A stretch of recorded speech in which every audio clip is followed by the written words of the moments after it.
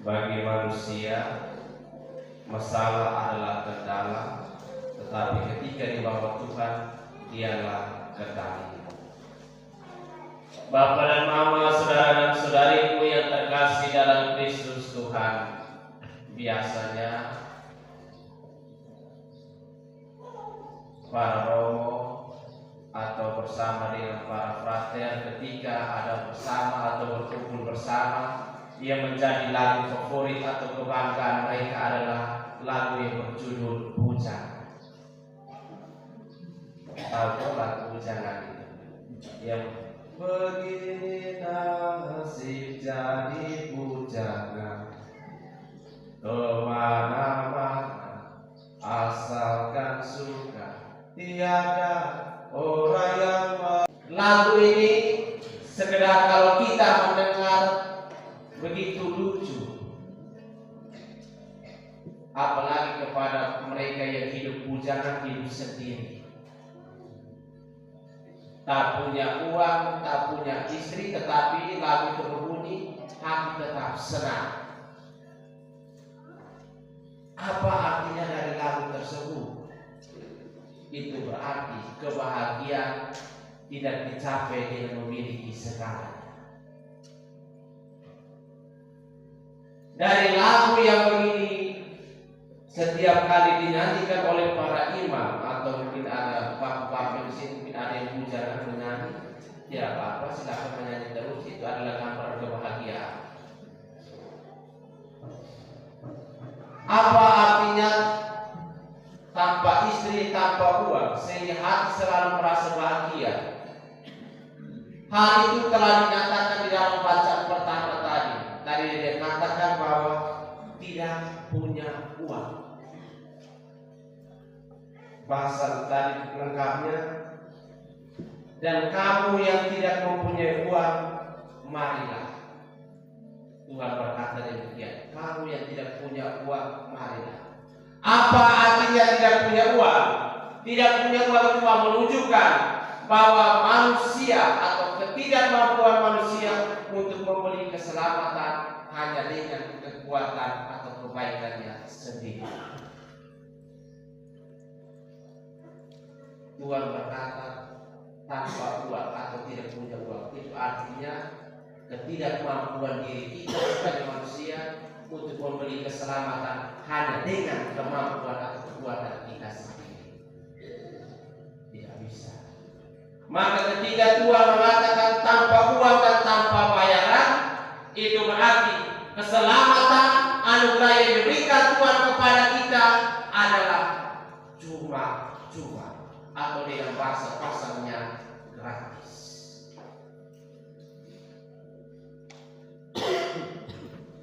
Harganya terlalu mahal untuk dibayar oleh manusia, tetapi semua sudah ditanggung oleh Tuhan. Singkatnya, yang Tuhan minta dari kita bukanlah soal transaksi, tetapi soal relasi. Dan relasi itu tidak dimulai ketika kita berusaha, tetapi ketika kita mau membuka hati dan mendengarkan suara Tuhan.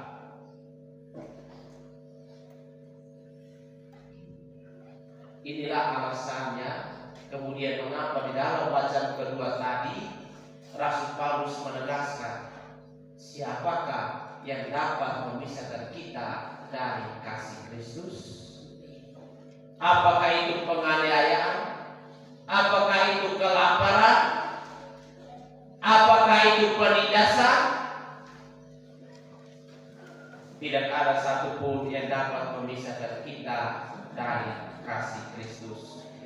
Ketika Paulus bertanya bahwa siapakah yang dapat memisahkan kita dari kasih Kristus, itu mau menegaskan kepada kita sekalian bahwa setiap kita yang mengikuti Kristus, yang kemudian disebut sebagai orang Kristen, tidak akan pernah bebas dari penderitaan, tidak akan pernah bebas dari masalah, tetapi penderitaan atau masalah itu tidak memiliki kuasa untuk memisahkan kita dari kasih Kristus.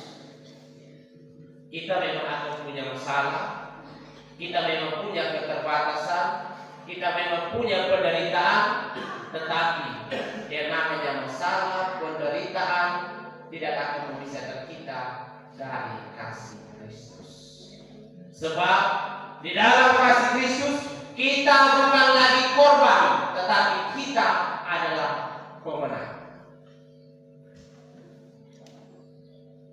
Karena itu, ketika masalah menekan hidupmu, ketika penderitaan begitu berat, ketika keterbatasan menghimpit hidupmu, ingatlah baik-baik, jangan pernah mengukur masalahmu, jangan pernah mengukur keterbatasan, jangan pernah mengukur penderitaanmu dengan berdasarkan mengukur kasih Kristus berdasarkan masalah-masalah tersebut. Tetapi ukurlah masalahmu, ukurlah penderitaanmu, ukurlah keterbatasanmu dengan kasih Kristus yang sudah terbukti di atas kayu salib.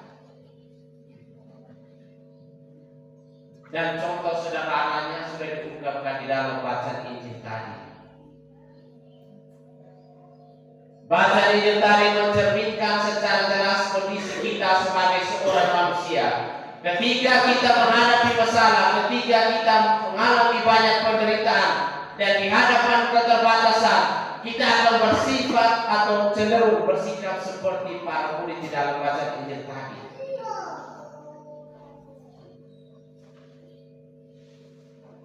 Ketika mereka berada di padang gurun, banyak orang yang datang. Apa yang terjadi dengan para murid? Mereka mengukur masalah berdasarkan sudut pandang keterbatasan mereka. Mereka berkata kepada Tuhan, Tuhan, banyak orang yang mengikuti kita dan waktu sudah malam, kita sedang berada di tempat terpencil dan makanan pun tidak cukup untuk begini banyak orang. Begitulah kacamata kita sekalian. Biasa ketika kita menghadapi persoalan, kita menghadapi masalah, kita selalu melihat dari sisi keterbatasan. Tuhan, saya ini uang sementara tidak ada. Tuhan, saya ini tidak bisa apa-apa. Tuhan, makanan sudah berkurang. Orang begitu banyak. Kita biasa mengukur segala masalah kita dengan melihat dari sisi keterbatasan kita. Mengapa kita selalu melihat demikian? Karena kita cenderung mengandalkan kekuatan atau kebaikan diri sendiri. Maka solusi yang diambil adalah mau supaya masalah itu cepat pergi. Sama seperti para murid tadi. Mereka bilang, mari kita menyuruh mereka semua pergi kembali ke desa-desa untuk membeli makanan. Kita juga biasa begitu. Kalau kita ada masalah sedikit, penderitaan sedikit, kita mau bilang, Tuhan, semoga penderitaan ini pergi cepat sudah. Dia tidak mau tanggung. Kita mau lari dari penderitaan dan masalah tersebut. Tanpa sadar, ternyata di tengah-tengah penderitaan masalah yang kita hadapi ada Tuhan di sekitar kita. Dan para murid pun demikian, mereka tidak menyadari bahwa Tuhan ada di sekitar mereka. Lalu Yesus berkata bilang apa? Bawalah kemari kepadaku. Apa artinya ungkapan Yesus? Bawalah kemari kepadaku. Itu menunjukkan bahwa kunci dari setiap mujizat tidak dimulai bukan saat segalanya telah tersedia atau saat segalanya ada, melainkan ketika saya dan Anda menyerahkan seluruh keterbatasan, seluruh masalah, seluruh penderitaan kepada Tuhan. Tuhan bilang, bawalah kemari. Jangan stay kuat, jangan stay bajingan. Tuhan bilang, bawa datang, bawalah kepada Tuhan.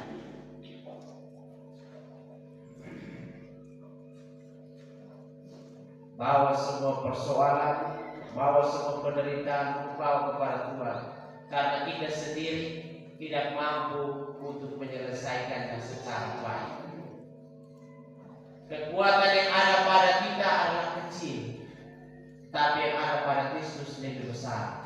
Kecil itu maka disimbolkan dengan 5 roti dan 2 ikan tadi.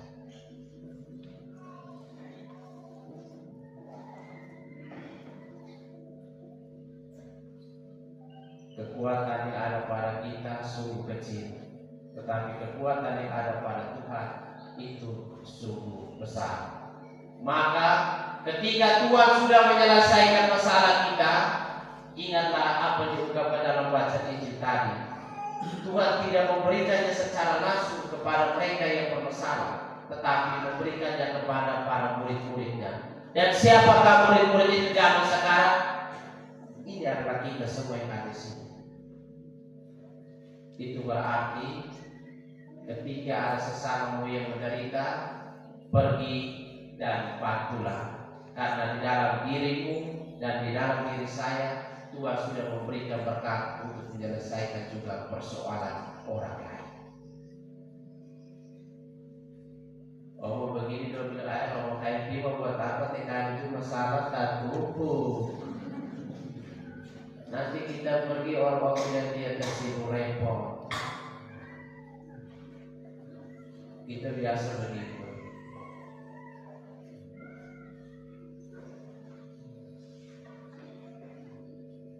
Pesan singkatnya untuk kita semua di hari Minggu biasa yang ke-18 ini, serahkanlah seluruh keterbatasanmu, seluruh masalah hidupmu yang kecil itu ke dalam tangan Tuhan.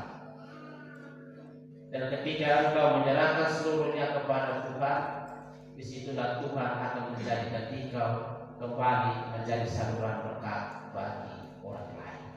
Maka jangan pernah sungkan-sungkan untuk menyerahkan segalanya kepada Tuhan, karena engkau sendiri tidak mampu menyelesaikannya dengan sebaik-baiknya. Tuhanlah yang memegang kendali atas seluruh hidup dan situasi kehidupan yang kita alami. Tuhan memberkati kita sekalian. Mari kita bangkit berdiri.